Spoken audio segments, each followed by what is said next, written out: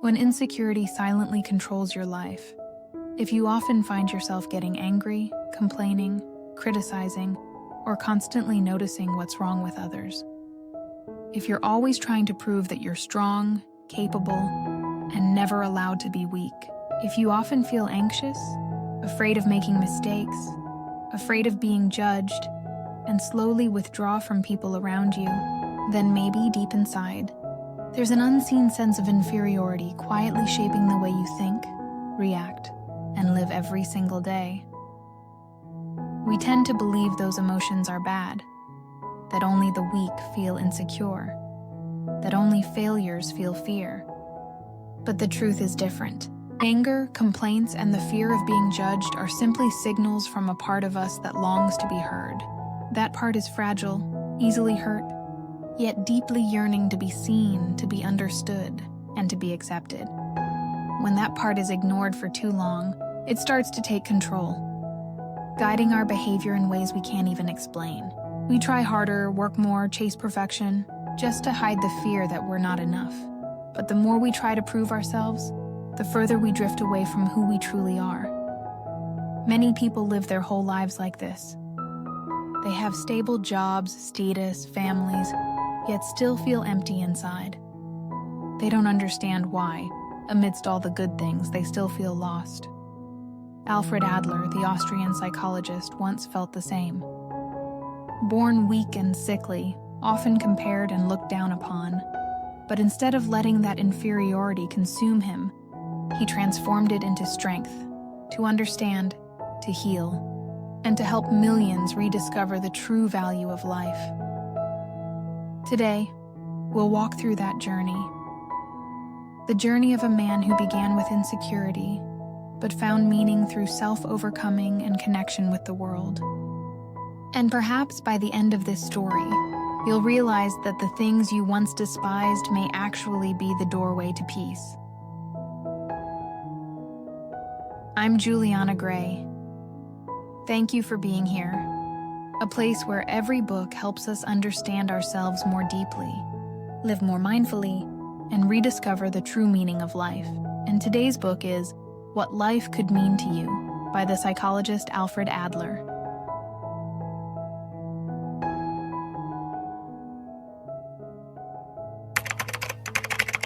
From Inferiority to Transcendence, the story of Alfred Adler.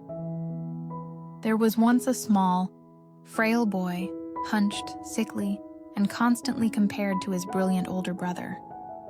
No one could have imagined that years later, this very boy would become one of the 3 pioneers who laid the foundation for modern psychology. That boy was Alfred Adler. Adler's childhood was marked by illness and insecurity. He nearly died of pneumonia, suffered from accidents, and witnessed his younger brother's death at just 4 years old. To him, the world felt fragile and cruel, a place where human beings seemed powerless before fate. But within that darkness, a seed began to grow. Adler realized that if he could help others, his own helplessness could transform into strength. From a weak and frightened child, he made a vow to become a doctor, someone who could heal those who suffered as he once did. As an adult, Adler studied under Freud, but soon he discovered something different. Human beings are not only shaped by their past, but also guided by the goals they choose for their lives. From that insight, he developed the concept of the inferiority feeling, a natural part of being human. To him, inferiority is not a weakness, but the starting point of growth. Because we see ourselves as small, we long to rise. Because we once felt powerless, we strive to become strong. Yet Adler also warned that if we let inferiority control us, it becomes a chain that binds us. But if we understand it, if we learn to work with it, it becomes the very energy that propels us forward. He didn't just talk about overcoming the self, but transcending it. Learning to cooperate, to connect, and to live for something greater than oneself. Adler's life itself was proof of that truth. From a boy who was once dismissed and pitied, he became a man who dedicated his entire life to healing others. From feelings of inferiority, he found transcendence, not by defeating anyone, but by understanding himself. Inferiority is not evil. It is fuel, the fuel that drives us to grow, to become kinder, and to reach the higher self within our souls.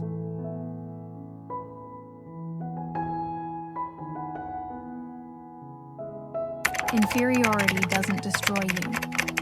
It only hurts when you try to prove you're better than others. Adler called this the inferiority complex.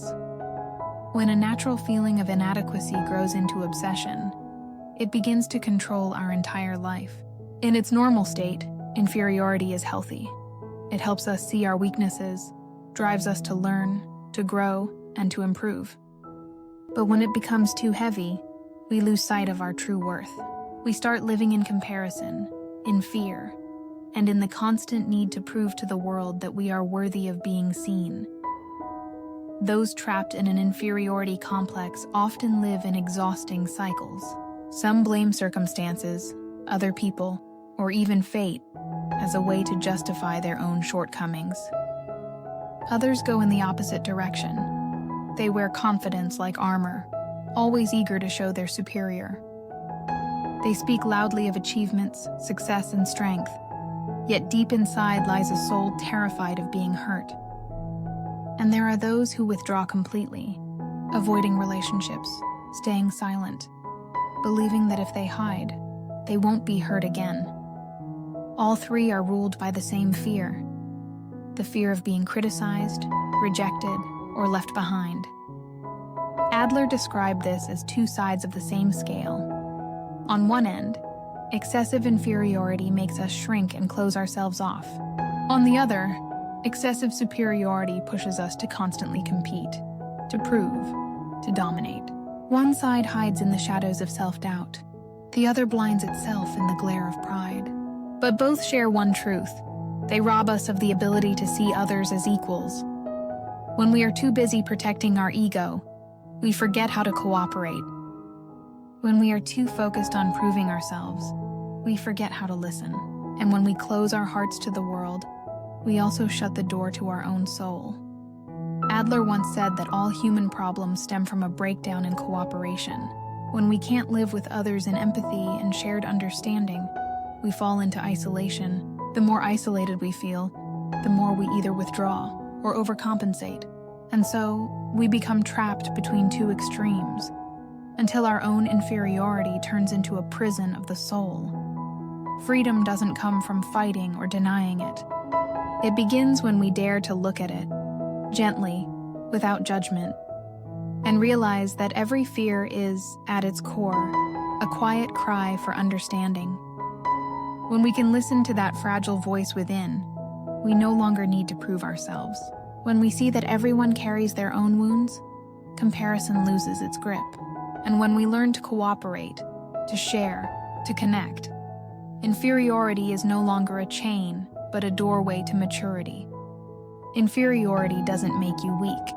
You've just not yet learned to walk through it with compassion and awareness. Because healing doesn't come from winning against others. It comes from living in harmony with yourself and with life itself. When we lose the ability to cooperate, inferiority becomes a prison. But when we open our hearts, when we learn to live with rather than above others, the very place that once wounded us becomes the source of light again.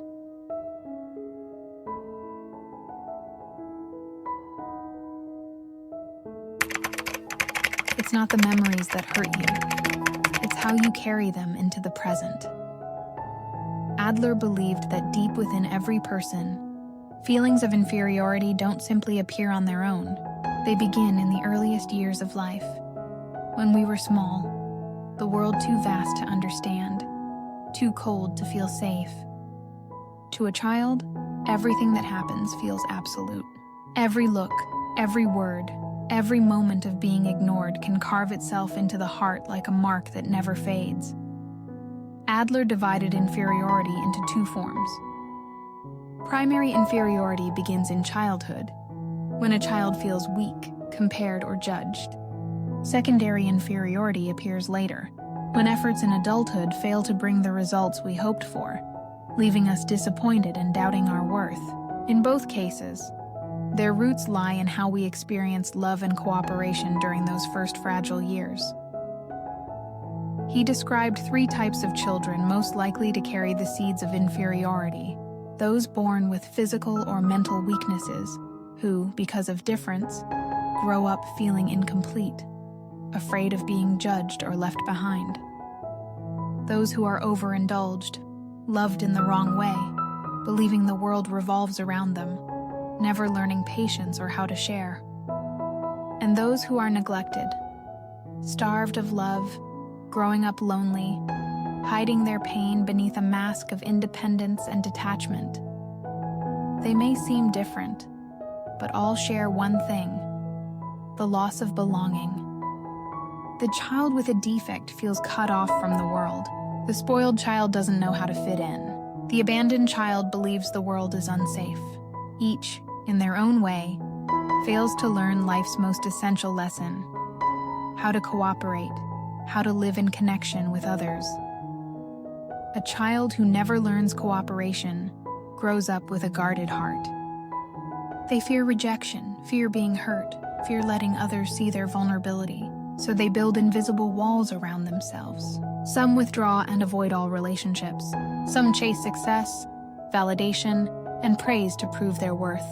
And some act cold and self-reliant, pretending they need no one, while secretly longing to be loved the right way. Adler said that the root of nearly all human problems lies in the breakdown of cooperation. When we forget how to live with others in respect and understanding, we cut ourselves off from the circle of love.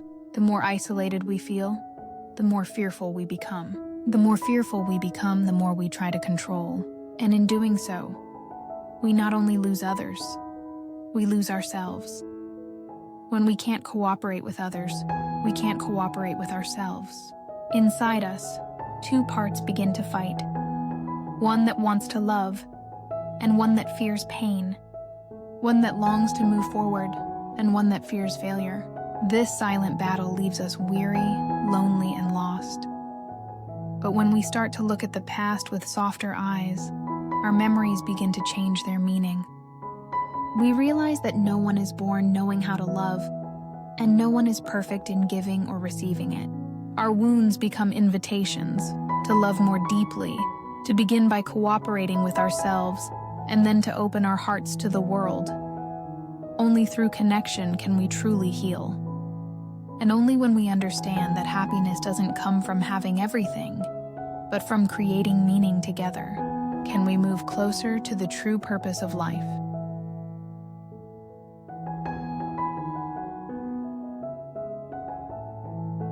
The true meaning of life. Living for something greater than yourself, Adler once said that all human problems are problems of cooperation. When a person cannot cooperate, they live in isolation.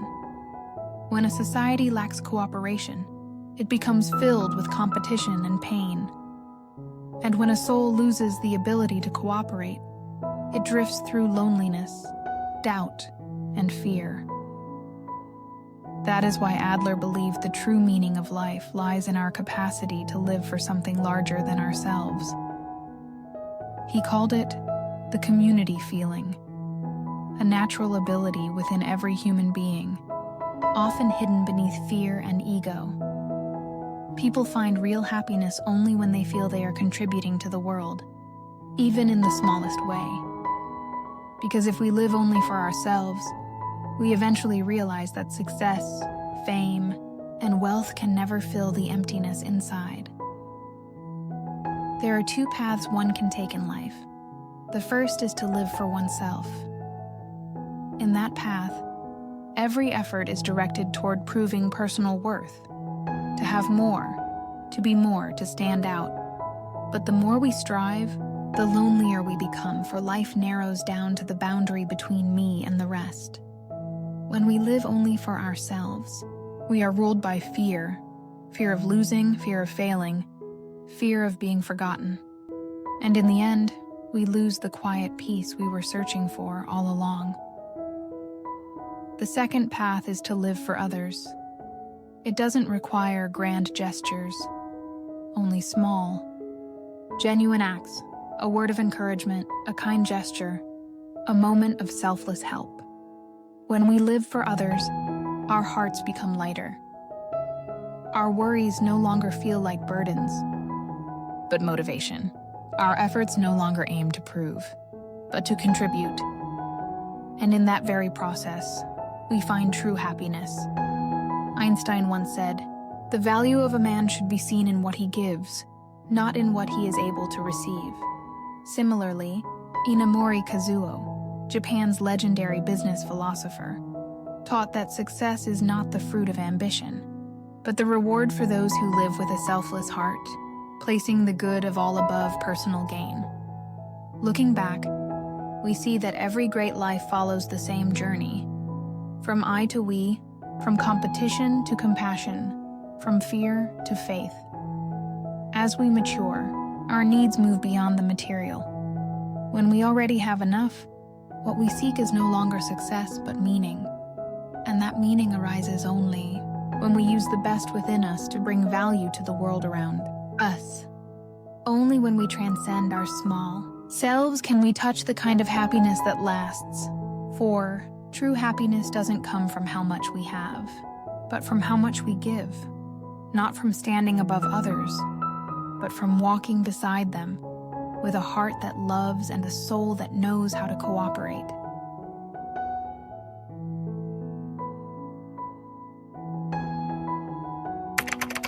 No one can truly live apart from the three great bonds of human life: work, society, and love. Adler called them the three challenges that every person must face, sooner or later. Each challenge acts as a mirror, reflecting the level of maturity within our soul. They don't come to bind us, but to teach us how to cooperate, how to connect, and how to love in a healthy way. The first challenge is work.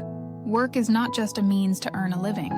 It is the space where we learn cooperation and create value for others. A person may be talented, but without the ability to work with others, they will eventually feel lonely and exhausted. Work is life's first lesson in giving. When we place shared purpose above personal gain, success becomes more than a result. It becomes the quiet joy of contributing to something meaningful. The second challenge is society. No one is born to live alone. We need others to reflect, to learn, and to grow. Yet it is within relationships that we are most easily hurt. When we compare, judge, or try to outshine, we lose our capacity for empathy. Adler believed that the ability to understand and connect with others is the truest measure of a healthy soul. Only when we can see others with equal eyes and a compassionate heart do we begin to feel that we truly belong to this world. The final challenge is love, the most sacred and complex of all. Many people love, but few truly know how to love. They see love as possession, as proof of their worth. But love, in Adler's view, is the highest form of cooperation between two people. In love, no one wins and no one loses. There is only growing together. When we can love without control, when we allow the one we love to be free and to evolve, that is the beginning of mature love. These three bonds do not exist to frighten us, but to remind us that no human being can live apart from cooperation. Work teaches us contribution, society teaches us connection, and love teaches us co-growth. Together, they form the three currents of a meaningful life: to live usefully, to live in harmony, and to live with a heart that knows how to give. The more we avoid cooperation, the more we lose our ability to love. The deeper we retreat into our ego, the emptier we become. And when that happens, life's meaning slowly fades away. But when we open our hearts, when we dare to build, to grow, and to share with others. We realize that happiness is not something found outside ourselves. It is the quiet fulfillment of building something good together. That is the true source of peace and the real meaning of life. Finding the wound at your core. To understand who you are today, you must listen to the child you once were. Close your eyes for a moment. Take a deep breath. Let your mind drift back to the very first memory you can recall.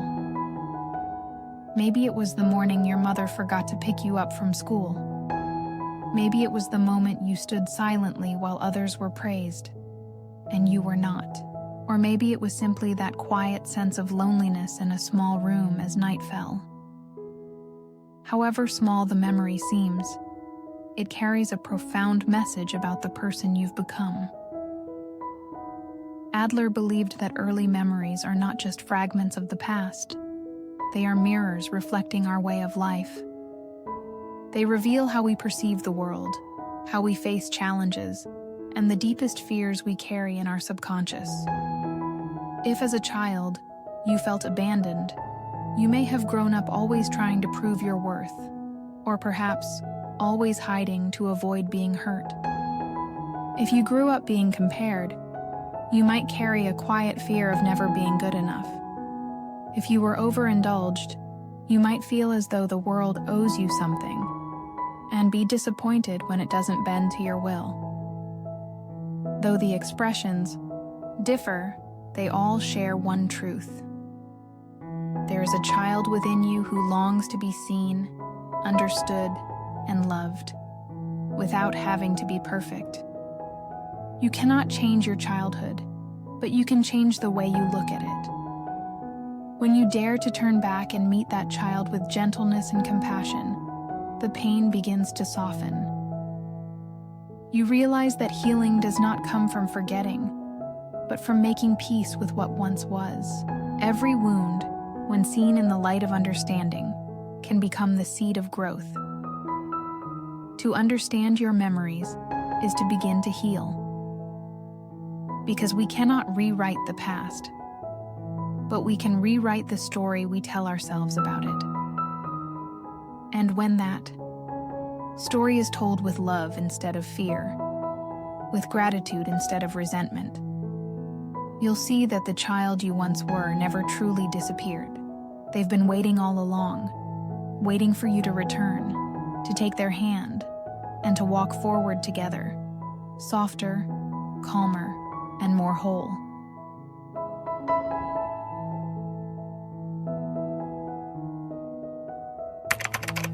Learning to cooperate. From family to society. A child who is raised with love will grow up to love through cooperation. The family is the first place where the spirit of cooperation is formed. It is where we learn how to love, how to trust, and how to perceive the world. If, in those early years, a child grows up surrounded by complaints, comparisons, or control, they will learn that love is conditional, that to be loved they must be better, quieter, or live up to someone else's expectations. And so, instead of learning to cooperate, that child learns to compete. A father who often loses his temper and imposes his will on the family unknowingly teaches that power lies in control. A mother who constantly complains or blames teaches that love comes with resentment. Some parents love deeply, yet out of fear of their child's pain, they overprotect. And in doing so, they prevent their child from learning life's most essential truth. That happiness doesn't come from being sheltered, but from learning to share and cooperate. To nurture cooperation, parents must begin with listening, not with the ears, but with the heart. To see a child's fear, anger, or sadness not as misbehavior, but as a silent call for help. When parents stop judging, the child begins to feel safe to be themselves. And from that sense of safety, they learn how to open up, to trust, and to love. Adler also believed that education must continue this spirit. A teacher can change a child's life, not through discipline or grades, but through belief and encouragement. When a teacher criticizes, the student retreats. But when a teacher believes, the student blooms. A few words of faith at the right time can become the light that helps a child rise above insecurity and fear to finally find themselves. Cooperation is needed not only in families or classrooms, but in society itself.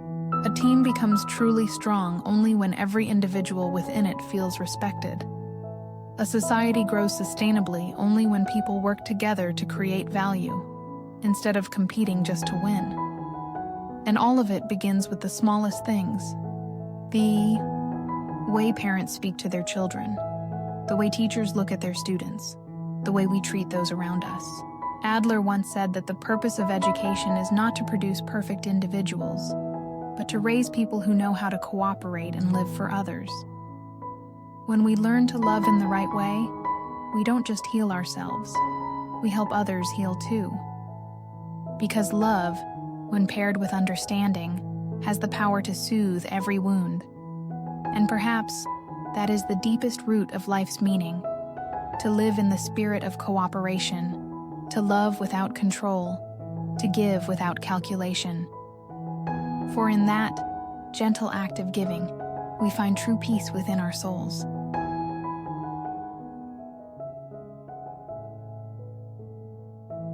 Beyond inferiority, toward meaning. Inferiority is not the end.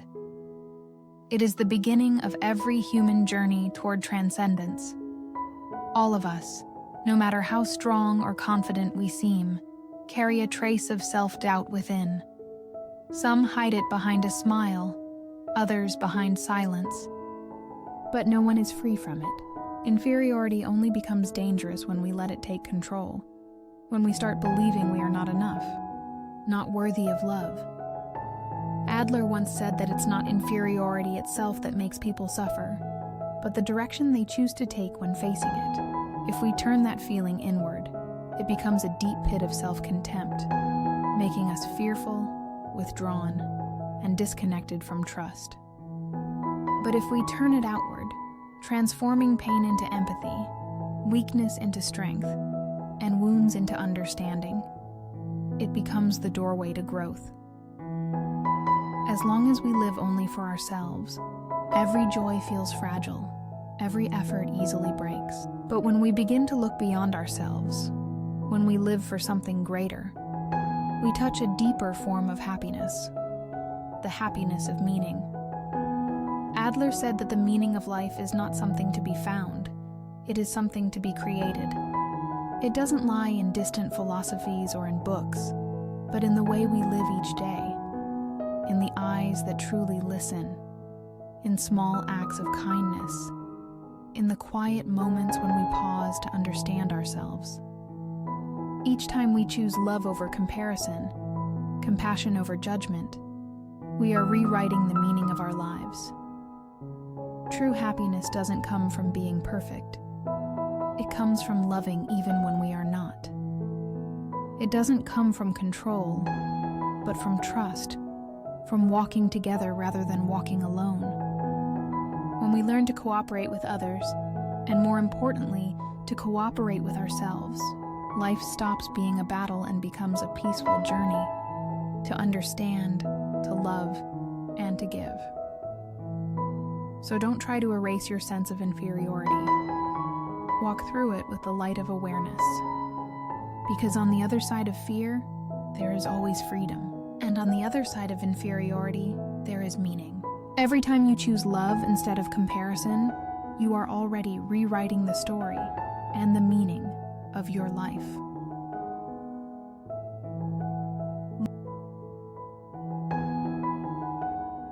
Living for something greater than yourself. Your life truly begins to change when you stop trying to control and start to understand.